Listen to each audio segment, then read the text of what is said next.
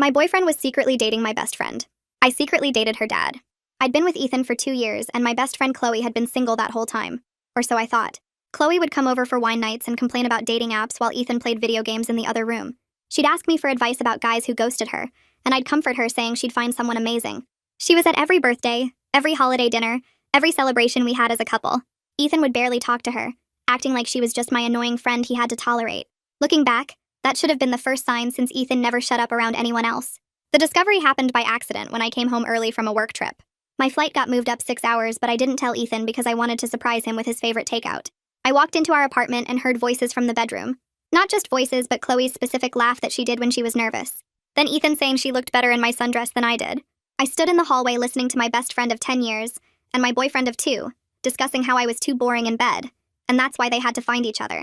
Chloe said I was getting suspicious about her dating life, so they needed to be more careful. Ethan said I was too stupid to figure it out, and they'd been doing this for 8 months without me noticing. 8 months of Chloe crying on my shoulder about being single while going home to my boyfriend. 8 months of Ethan pretending to work late while meeting her at her apartment. 8 months of them sitting at my dinner table eating food I cooked while playing footsie under the table. I left without confronting them and went to my sister's house to think. She wanted to go slash tires, but I had a better idea. Chloe's dad, Bruce, was 51 and divorced for 3 years after her mom ran off with her trainer. He was actually attractive for someone's dad, owned a construction company, and had been lonely since the divorce. I'd met him plenty of times at Chloe's family events, and he always said I was the daughter he wished he'd had instead. Perfect. I started by running into Bruce at the coffee shop near his office. Total coincidence. Definitely not planned after Chloe mentioned his routine. We chatted about construction, and I mentioned needing help with my apartment renovations that didn't exist. Bruce offered to take a look as a favor to his daughter's best friend. He came over when Ethan was at work, and I wore yoga pants and made sure to bend over a lot while pointing at imaginary problems. Bruce started texting me about other things I might need fixed. I always needed something. The sink that worked fine, the door that wasn't squeaking, the light fixture that wasn't broken. Bruce would come over and I'd make him lunch as a thank you. Fresh sandwiches, homemade soup, cookies still warm from the oven. Bruce mentioned he hadn't had home cooking since his divorce. I said it was nice cooking for someone who appreciated it since Ethan never noticed. Bruce started staying longer, talking about his business, his divorce, how Chloe never visited him anymore. Week 3, I suggested we grab dinner after he fixed my perfectly functioning garbage disposal. We went to a steakhouse and Bruce insisted on paying since I'd been feeding him lunch for weeks. We had wine and talked until the restaurant closed. Bruce walked me to my door and said I was special and any man would be lucky to have me. I kissed him on the cheek and said he made me feel appreciated. The actual relationship started the next week. Bruce would take me to nice restaurants on the nights Ethan was supposedly working late but actually with Chloe. We'd go to concerts and museums and all the places Ethan said were boring. Bruce bought me flowers every week and little gifts just because he thought of me. He treated me like I was precious while Ethan treated me like I was convenient. Meanwhile, Ethan and Chloe got sloppier. They'd forget their lies and mix up stories. Ethan would smell like Chloe's perfume. Chloe would accidentally mention movies she'd seen that she'd supposedly watched alone. They thought they were so clever sneaking around, but really they were just cruel. After 2 months with Bruce, I invited everyone for Thanksgiving dinner. My parents, Ethan's parents, Chloe, and surprise guest Bruce. When Bruce walked in, Chloe dropped her wine glass. She stammered, asking why her dad was there. I smiled at everyone in the room and took Bruce's hand. Bruce is here because I invited him as my date. Chloe's face went white like someone drained all the blood out of it. Her mouth opened and closed, but no sound came out. Ethan looked confused, his eyebrows scrunched together. He asked why Chloe's dad would be my date. I squeezed Bruce's hand and smiled even bigger. Bruce squeezed back, his warm hand wrapped around mine. He had no idea what was about to happen. I told everyone that Bruce and I have been dating for 2 months now. My voice sounded calm and clear. Chloe's legs gave out and she dropped onto the couch. Her hands were shaking so bad she couldn't hold anything. The wine from her broken glass spread across my carpet in a dark red stain. My mom gasped. Ethan's dad leaned forward in his chair. Bruce kept holding my hand, still not understanding why everyone looked so shocked. Ethan's face changed. I watched it happen in slow motion. First confused, then thinking, then his eyes got wide. He knew that I knew. His mouth opened and words started tumbling out. He said it wasn't what I thought. He said he could explain. He said we should talk privately. Chloe stared at her father with pure horror on her face.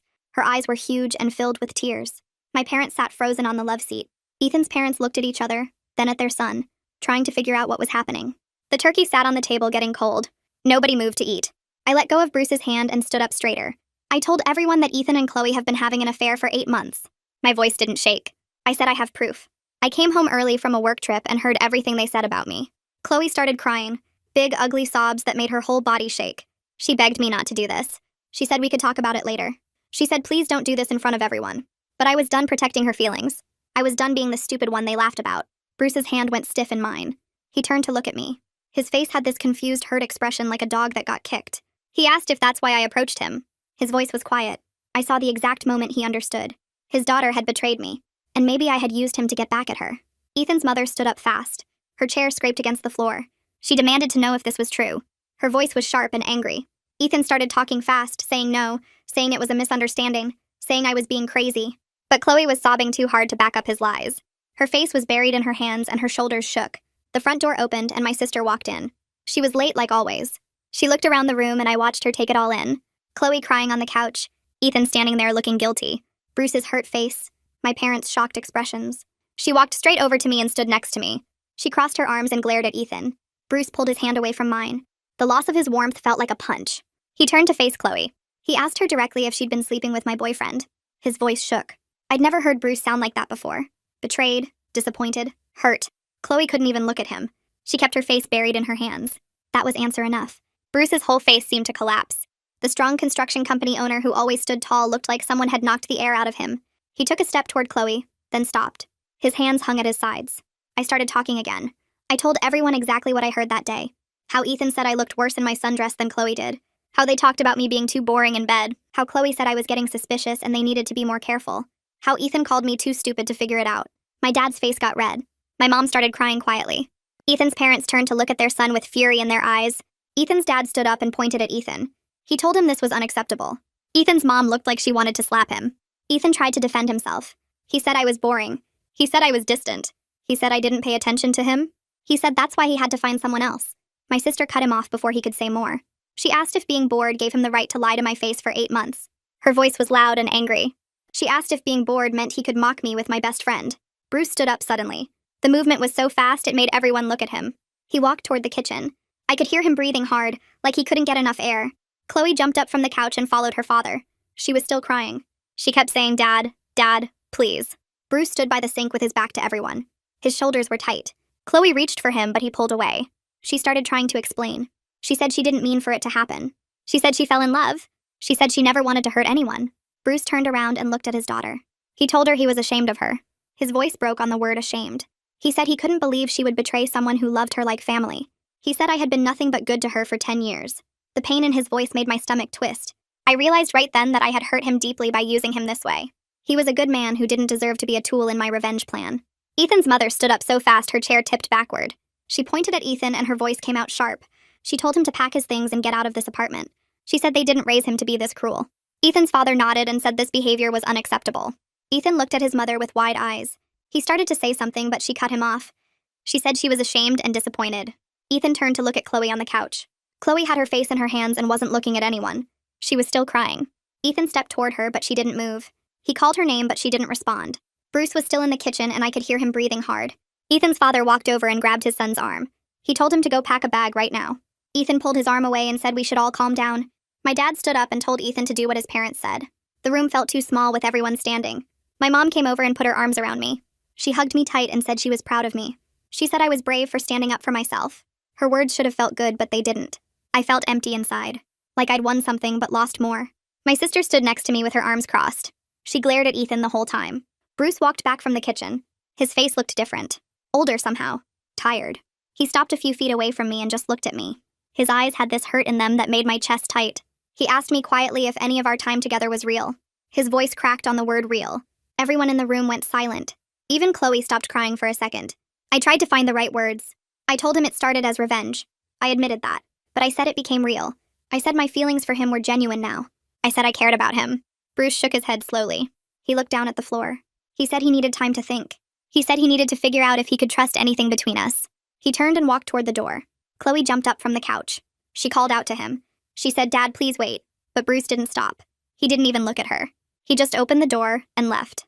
The sound of it closing felt final. Chloe stood there staring at the closed door. Then she spun around and looked at me. Her face changed from sad to angry in seconds. She screamed that I destroyed her relationship with her father. Her voice was loud and raw. She said I had no right to use him like that. Something hot flared up in my chest. I yelled back that she destroyed our 10-year friendship. I said she slept with my boyfriend and laughed about how stupid I was. I said she sat at my table and ate my food while lying to my face. Chloe's mouth opened, but nothing came out. My sister moved closer to me. Ethan took a step toward us. He said we should talk privately. He said we could work this out. My sister moved fast. She got between Ethan and me. She told him to get out. She said he needed to leave my apartment right now. Ethan's mother grabbed his other arm. She told him to go pack his things. She said he could stay with them tonight. Ethan's father went with them to the bedroom. I could hear drawers opening, things being thrown into a bag. Ethan's mother looked at me. She said she was sorry. She said she had no idea her son was capable of this. She looked like she might cry. My mom kept her arm around me. Chloe stood in the middle of the room. She looked lost, like she didn't know what to do. Ethan came back out with a duffel bag. His dad had another bag. Ethan tried to catch my eye, but I looked away. His parents pushed him toward the door. He said my name once, quiet, but I didn't respond. The door closed behind them. Chloe looked at me one more time. Her face was red and wet. She opened her mouth like she wanted to say something. Then she just shook her head and left too.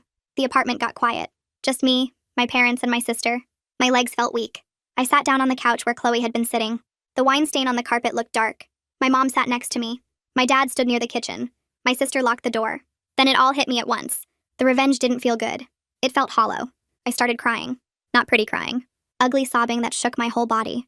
My sister sat on my other side. She put her arm around me. I told them I cared about Bruce. I said I genuinely cared about him. I said I hated that I hurt him. My mom rubbed my back. My sister held me tighter. I cried until my throat hurt, until my eyes burned. The Thanksgiving food sat on the counter getting cold. Nobody had eaten anything. The next morning I woke up in my bed. My phone was on the nightstand. I picked it up. 17 missed calls from Chloe. I scrolled through them. She'd called over and over, starting at midnight, then 2 in the morning, then 4. There was one text. From Bruce. It just said we should talk when I was ready. My stomach dropped reading it. I got up and walked to the kitchen. The apartment still smelled like turkey and stuffing. All the food was still out. Nobody had put it away. I felt sick looking at it. The dinner that never happened. I started putting containers in the fridge. My hands shook. 3 days went by. Chloe kept calling. I didn't answer. My sister came over and helped me clean. She asked if I'd heard from Bruce. I showed her the text. She said I should meet him. She said I owed him that. My phone rang while we were talking. Different name. Ariel from work. I answered. Ariel asked if I was okay. She said she heard what happened. I asked her how she knew. She said it was all over our friend group. Someone told someone who told someone else. I realized Chloe or Ethan must be telling people. Probably their version. Making me look bad. Ariel said she just wanted to check on me. I thanked her and hung up. I texted Bruce back. I said I was ready to talk if he was. He responded fast. He suggested coffee. We picked a place halfway between us. I got there early, sat at a corner table, watched the door. Bruce walked in exactly on time. He looked bad. His eyes had dark circles under them. His hair wasn't combed right. He looked like he hadn't slept since Thanksgiving. He sat down across from me. We ordered coffee. Neither of us drank it. Bruce said Chloe had been calling him constantly.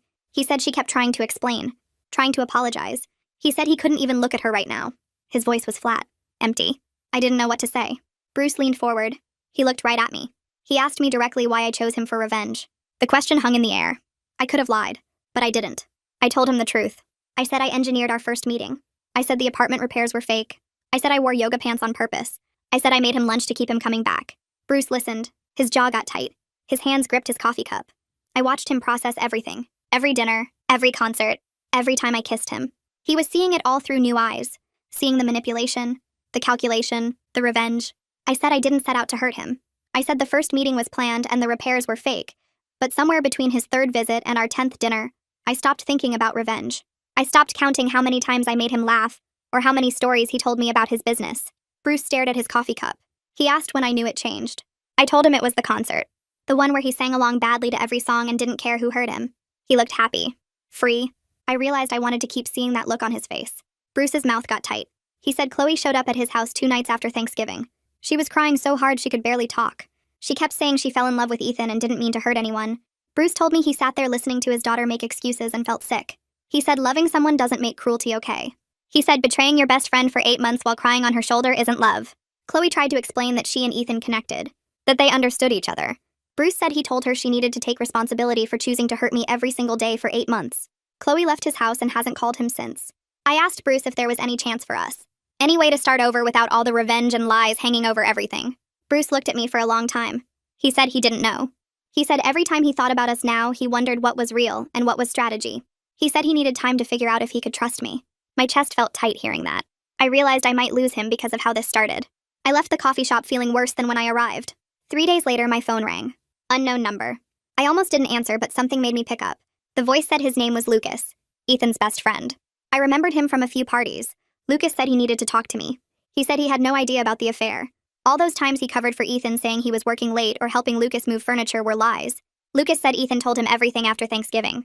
He said Ethan was staying at his apartment temporarily and was a complete mess. Drinking too much, not showering, obsessing over what happened.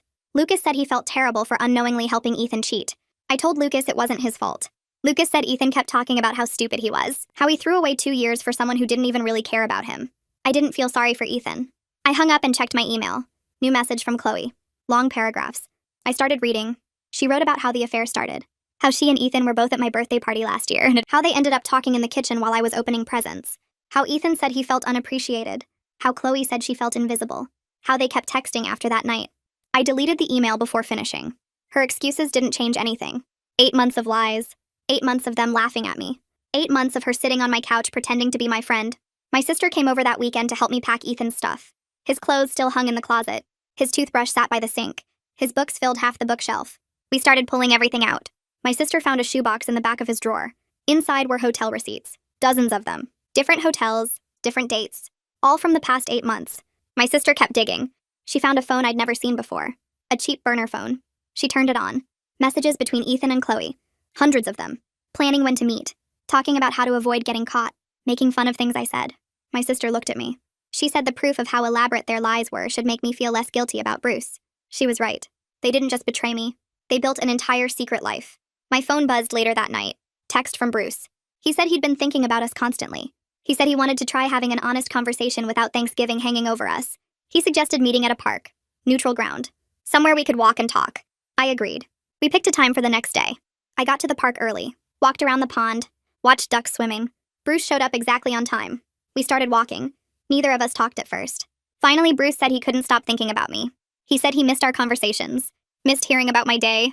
Missed making me laugh. I told him being with him made me feel valued. Made me feel like someone actually saw me. Ethan never asked about my work. Never remembered my favorite foods. Never cared if I was happy. Bruce did all those things without me asking. Bruce stopped walking. He said those feelings sound real. I said they are real. I said maybe they started fake, but they became real somewhere along the way. Bruce started walking again. He said Chloe called him yesterday. She said I was manipulative. Said I seduced her father just for revenge. Said I was a terrible person. Bruce said he wanted to hear my side. He wanted to know who I really was. I took a breath. I told him about the woman I was before I heard Ethan and Chloe in my bedroom. I told him I was the kind of person who made homemade soup for sick friends, who remembered birthdays, who believed people when they said they loved me. Then I told him about the woman I became after. The one who wanted to hurt the people who hurt her. The one who used his loneliness against him. The one who bent over in yoga pants on purpose. I said both versions were me. Bruce listened. He said his divorce left him feeling worthless. His wife left him for someone younger. Someone more exciting. He said when I showed interest, it felt like maybe he wasn't as broken as he thought. He said my attention meant everything to him. I realized we were both hurt people who found each other. Both vulnerable. Both looking for something to make the pain stop. We kept walking. Kept talking. 3 hours passed. The sun started setting. Bruce said the situation was complicated, but maybe complicated didn't mean impossible. I said I wanted to try. Really try. Not revenge or strategy. Just two people seeing if something real could grow from messy beginnings. Bruce said he wanted that too, but he needed to go slow. Needed to rebuild trust.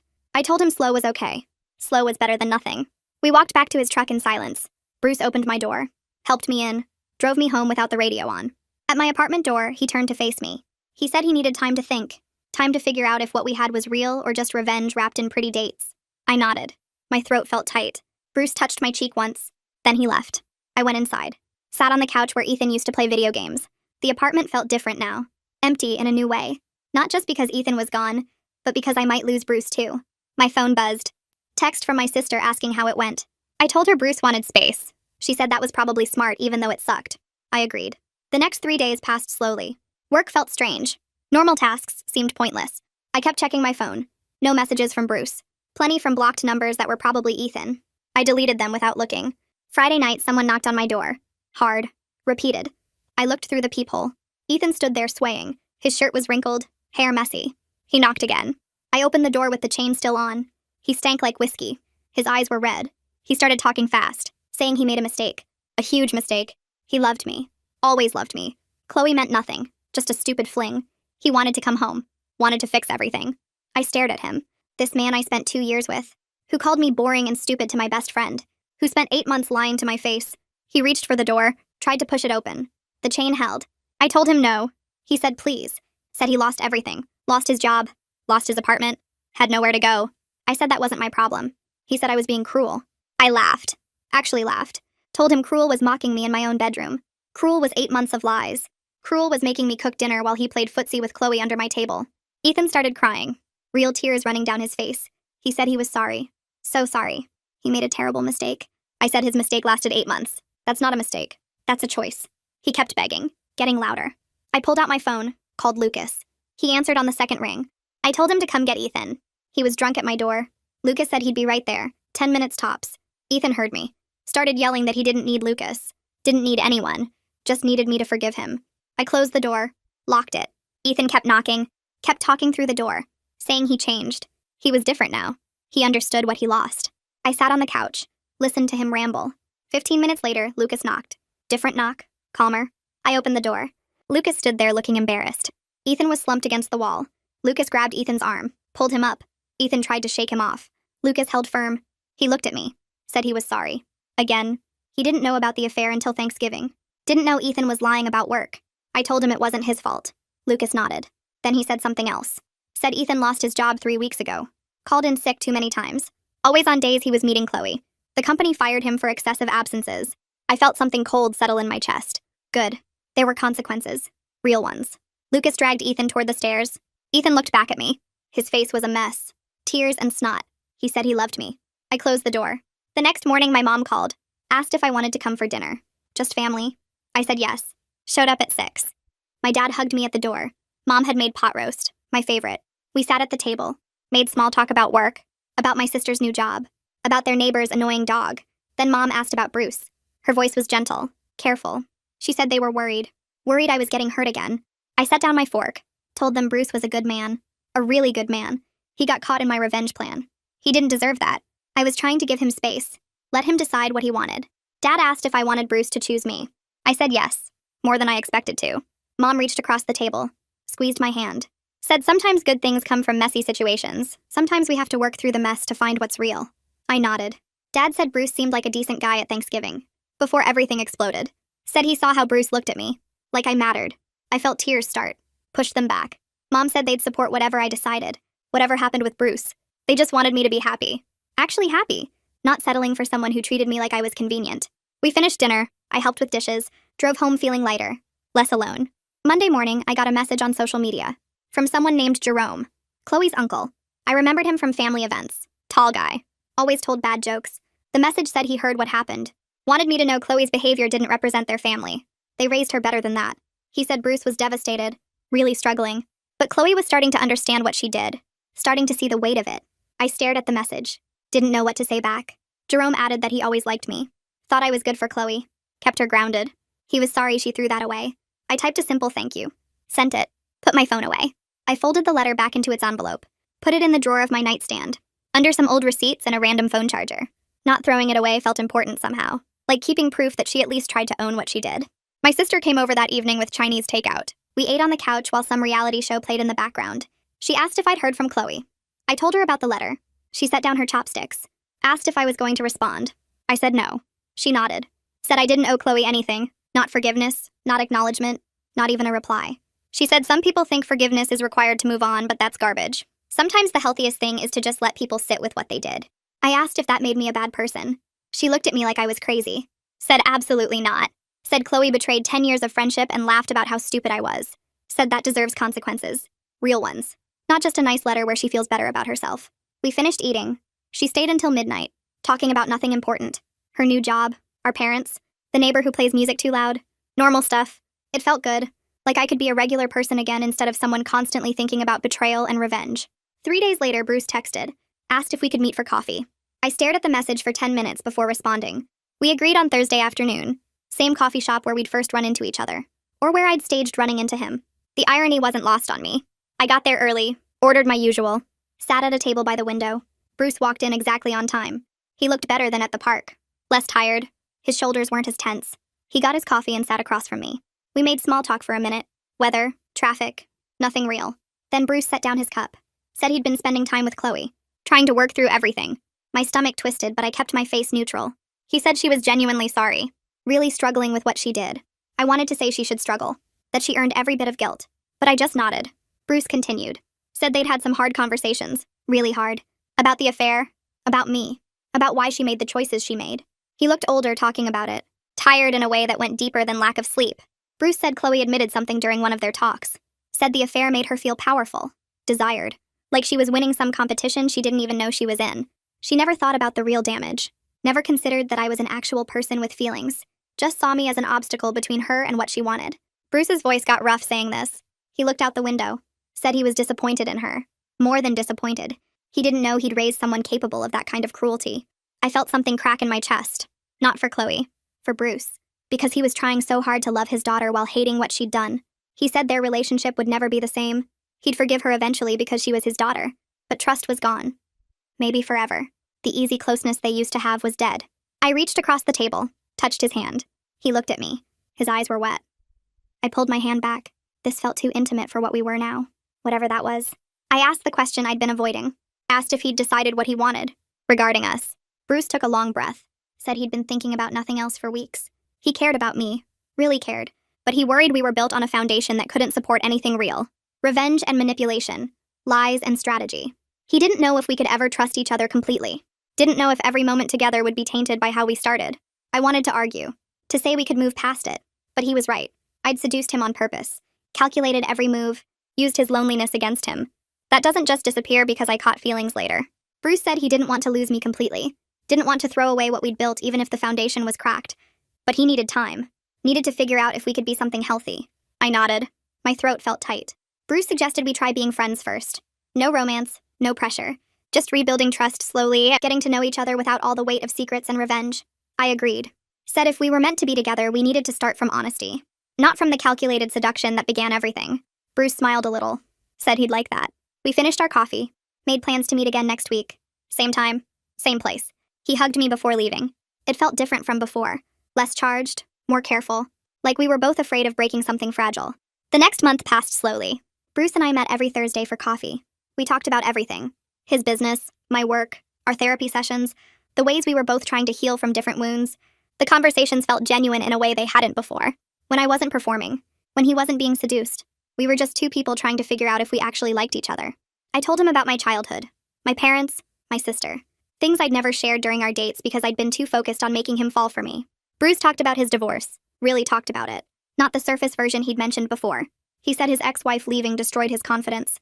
Made him feel worthless. Unlovable. That's why my attention had meant so much. Why he'd fallen so fast. We were both vulnerable people who found each other at the wrong time. Or maybe the right time, but the wrong way. Hard to tell. I looked forward to Thursdays. To seeing Bruce without any agenda except enjoying his company. It felt lighter. Easier. Like maybe we could actually build something real from the wreckage. A mutual friend called me on a Tuesday. Someone who'd known both me and Ethan for years. She said Ethan had asked her to reach out. He wanted to meet. To apologize properly. To explain himself. I felt my jaw tighten. Told her no. She tried to convince me. Said Ethan was really struggling. Really sorry.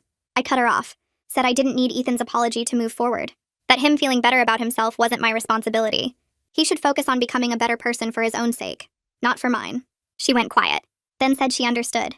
I hung up feeling lighter. Like setting that boundary freed something in me. Ethan didn't get to control my healing by making me listen to his excuses. I got to decide when and if I ever wanted to hear from him. Right now, the answer was never. Lucas texted me a few days later. Said he'd been meaning to reach out. Wanted me to know Ethan was in therapy. Actually working on himself. Acknowledging how cruel he'd been during the affair. How he'd mocked me, betrayed me, used me. Lucas said Ethan was finally taking responsibility. I read the message twice. Typed back that I appreciated him telling me. But I had no interest in reconciliation or friendship with Ethan. Ever. Lucas responded immediately. Said he completely understood.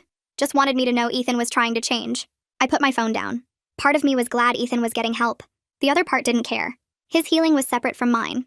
I didn't need to forgive him or acknowledge his growth to move on with my life. That realization felt powerful. Like I was taking back control he'd stolen. Another letter arrived from Chloe. Shorter this time.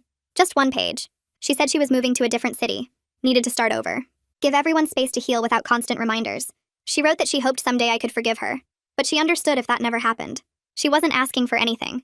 Just wanted me to know she was leaving. The letter felt different from the first one. Less about making herself feel better. More about accepting consequences. I put it with the other one. In my nightstand drawer. Maybe someday I'd throw them both away. Or maybe I'd keep them forever. Reminders that people can change even when relationships can't be saved. Thursday came again. Bruce and I met for coffee. He seemed distracted. Kept stirring his drink without drinking it. I asked if everything was okay. Bruce said Chloe was moving. To Portland. She'd gotten a job there. needed distance from everything that happened. He said it was partially his suggestion. He'd told her space would help everyone heal, give them room to rebuild their relationship without the constant weight of what she'd done. Bruce looked sad saying this, but also relieved, like he needed the distance too. Needed to not see her every day and remember she'd betrayed someone he cared about. I asked how he felt about it. Bruce shrugged, said he was her father. He'd always love her. But right now he needed space as much as she did. Too many reminders. Too much hurt. Maybe with time and distance they could find their way back to each other. But the relationship they had before was gone. They'd have to build something new. Something honest. Even if it was smaller and more careful than what they'd lost. My mom called on a Wednesday afternoon. She wanted to know if Bruce and I could come for dinner that weekend. Just the four of us. She said she wanted to get to know him better without all the drama hanging over everything. I checked with Bruce and he agreed immediately. He seemed almost eager for it. Like he wanted my parents to see him as more than just the guy who got caught up in my revenge plan. Saturday evening we drove to my parents' house. Bruce brought flowers for my mom and a bottle of wine for my dad. The gesture made my chest tight because it showed how much he cared about making a good impression. My mom hugged him at the door like he was already part of the family. My dad shook his hand and led him to the living room to talk about construction projects. I helped my mom in the kitchen while Bruce and my dad bonded over renovations and building codes. My mom kept glancing toward the living room with this soft smile. She whispered that Bruce seemed like a really good man. Kind. Genuine. The type who would treat me right. I told her he did. That he made me feel valued in ways Ethan never had. She squeezed my hand and said she was glad something good came from all the hurt. Dinner went smoothly. Bruce told stories about his construction company and the funny things that happened on job sites. My dad laughed at all the right moments. My mom asked Bruce about his interests and hobbies. He talked about concerts and museums, all the things we'd discovered we both loved. My parents exchanged these knowing looks across the table, like they could see this was real between us. Not just revenge or manipulation. Something that had grown into actual feelings and connection. After dessert, my dad took Bruce outside to show him the deck he was planning to build. My mom pulled me into the kitchen to help with dishes. My sister showed up just as we were finishing the dishes. She'd texted earlier asking if she could stop by. I knew she wanted to check on how dinner was going. She gave me a quick hug, then joined Bruce and my dad outside. Through the window, I watched her talking to Bruce. She was probably grilling him with questions, making sure his intentions were good. When they came back inside, my sister grabbed my arm and pulled me down the hallway to my old bedroom. She closed the door and turned to face me with this serious expression. She said she could see that Bruce really cared about me, that the way he looked at me during dinner was genuine, full of warmth and affection. She admitted she'd been worried at first that this whole thing was just about revenge, that I was going to hurt Bruce and myself in the process, but watching us together changed her mind. She thought maybe something good could actually come from all the mess. Maybe Bruce and I could build something real and lasting. I sat on my old bed and felt tears prick my eyes. I told her I was hopeful, that I wanted this to work more than anything, but I was also scared. Scared of getting hurt again after everything with Ethan. Scared of hurting Bruce worse than I already had by using him at the start. My sister sat next to me and put her arm around my shoulders. She said relationships that start messy can still become beautiful if both people are willing to work at it. Bruce seemed willing. So did I. That was what mattered now. 3 weeks later, Bruce surprised me with concert tickets. The band we'd both mentioned loving during one of our early coffee dates. Back when we were still just talking and getting to know each other. I couldn't believe he remembered. We drove to the venue on a Friday night. The place was packed with people. Bruce held my hand as we made our way through the crowd to find our seats. The lights dimmed and the music started. Being there felt different from anything we'd done before. Like a fresh start. No pretense, no hidden plans. Just two people enjoying something together because they wanted to. Bruce sang along to the songs he knew. I leaned against his shoulder and felt genuinely happy. Not the forced happiness I'd felt with Ethan toward the end. Real happiness that came from being with someone who treated me well. After the concert, we walked back to Bruce's truck slowly.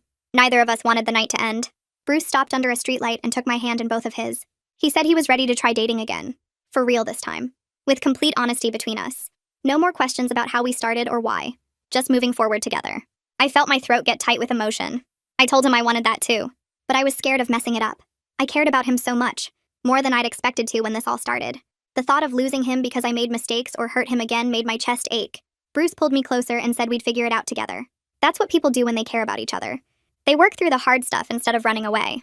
The next week, we sat down at Bruce's kitchen table with coffee and had a serious conversation about our relationship. We needed ground rules if this was going to work. Complete honesty about everything. No hiding feelings or problems. Regular check-ins about how we were doing. Talking through issues instead of letting them build up.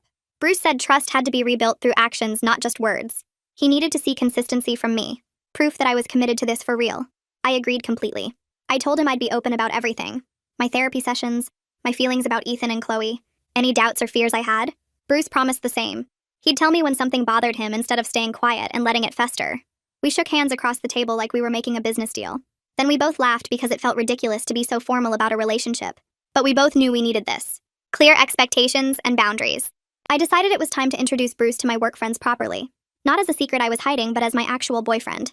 I invited Ariel and 2 other colleagues to happy hour at a bar downtown. Bruce met us there after work. He wore a nice shirt and seemed a little nervous. I introduced him to everyone and explained how we met. The real version this time. Not hiding anything. Ariel shook his hand and studied him carefully. She asked him questions about his business and his interests. Bruce answered honestly and made everyone laugh with stories about construction mishaps. By the end of the night, Ariel pulled me aside near the bathroom.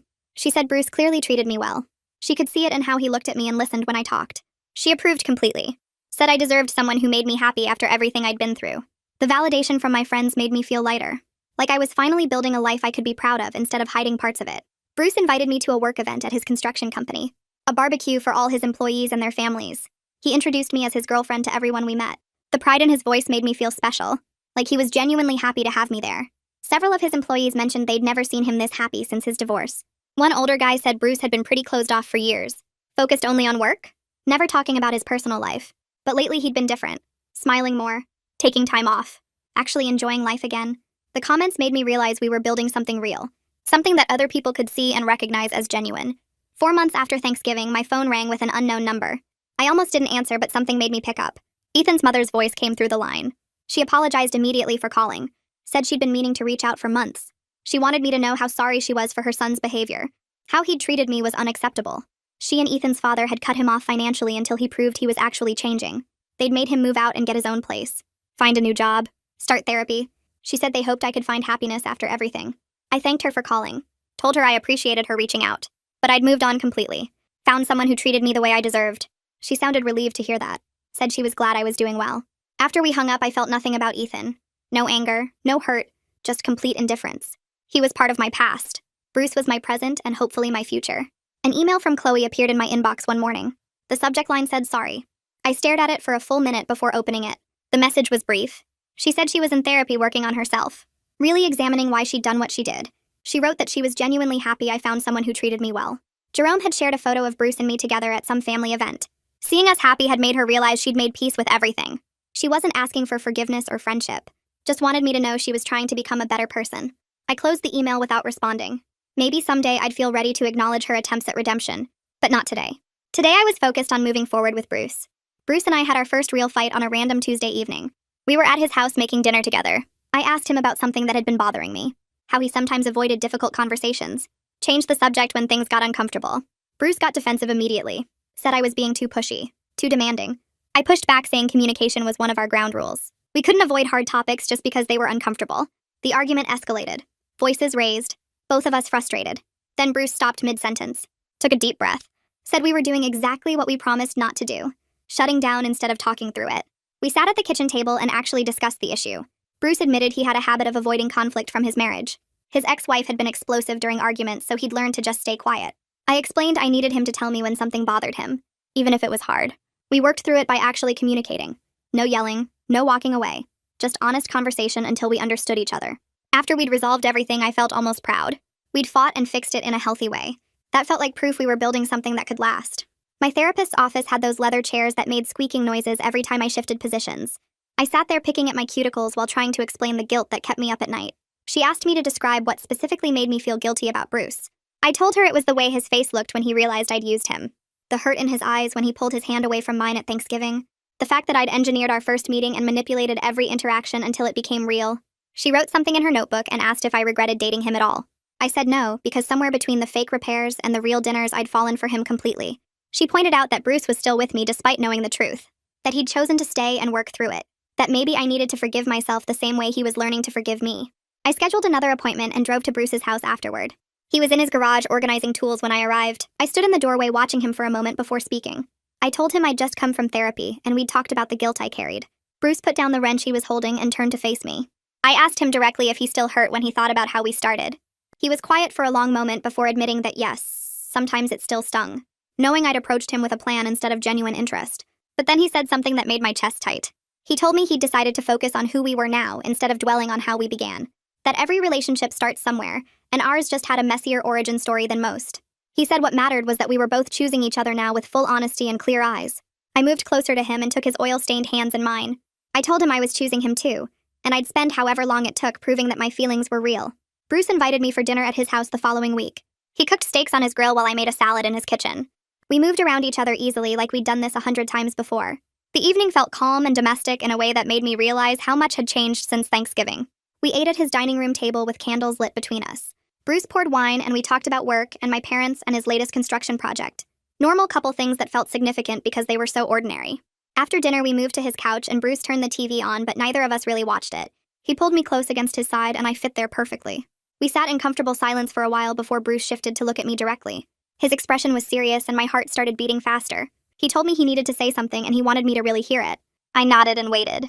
Bruce said he loved me, that he'd fought against it for weeks after Thanksgiving because he didn't want to love someone who'd used him.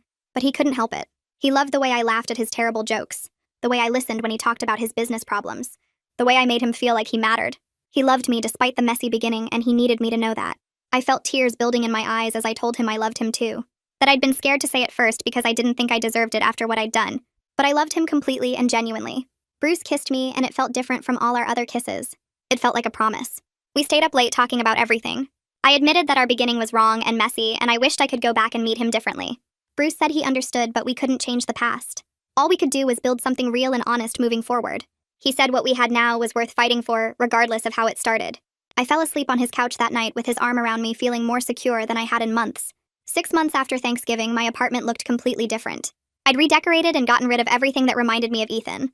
New couch, new bedding, new kitchen table where Bruce and I ate breakfast together on weekends. My life had transformed in ways I never expected when I'd stood in that hallway listening to my boyfriend mock me. I had a relationship built on honesty and mutual respect. Bruce valued my opinions and made me feel appreciated every single day. We'd established boundaries and communication patterns that made me feel safe. I'd learned to speak up when something bothered me instead of staying quiet and resentful. My therapist said I'd done real work on myself and it showed. I'd set better boundaries with everyone in my life, not just Bruce. I'd stopped accepting behavior that made me feel small or unimportant. My sister said I seemed lighter somehow, like I'd put down a weight I'd been carrying. Bruce and I were planning a trip to the coast for my birthday. He'd booked a bed and breakfast and made reservations at restaurants he knew I'd love. We spent evenings looking at photos of the area and planning what we wanted to do. The excitement I felt about our future was genuine and uncomplicated. I'd learned that revenge didn't heal betrayal. Confronting Ethan and Chloe at Thanksgiving had felt satisfying in the moment, but it didn't erase the hurt they'd caused.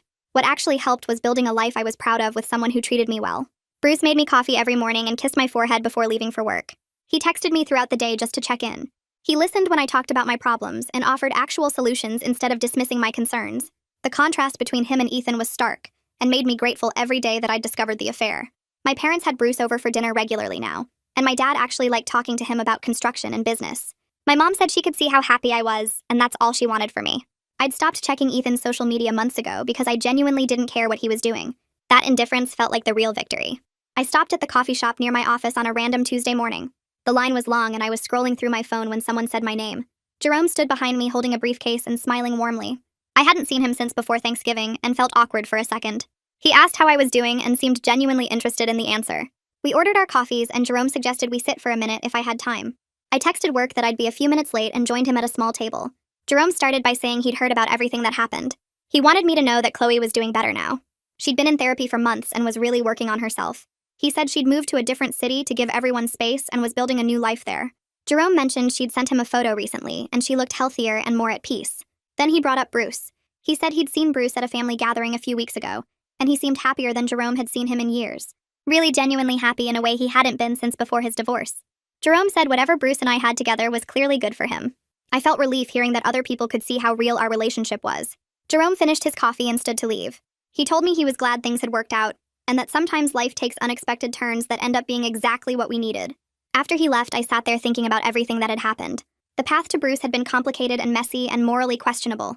I'd used him for revenge and hurt him in the process. But somehow we'd built something genuine from that messy beginning. I had someone who truly loved me and treated me with respect. Bruce had someone who made him feel valued and appreciated. Chloe was working on becoming a better person. Even Ethan was supposedly in therapy trying to change. I finished my coffee and walked to work thinking about how sometimes the best revenge really is just living well. Finding genuine happiness with someone who sees your worth. Building a life you're proud of instead of staying stuck in bitterness. I had all of that now with Bruce, and it felt better than any revenge plot ever could.